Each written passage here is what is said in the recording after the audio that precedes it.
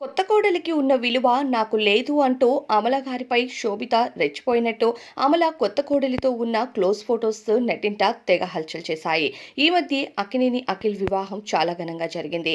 ఈ వివాహంలో సెలబ్రిటీస్ అంతా కన్నుల పండగగా కనిపించారు.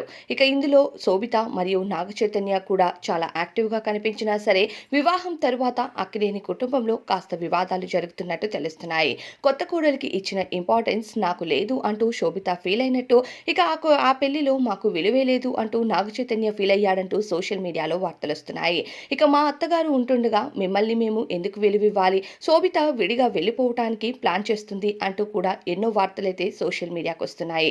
ఇక నాగచైతన్య ఇటీవలి శోభితను రెండో వివాహం చేసుకున్న సంగతి అందరికీ తెలిసిందే. మొదట సమంతను ప్రేమించి విడాకులు తీసుకొని తరువాత శోభితతో సారి వివాహం జరిపించుకున్నాడు.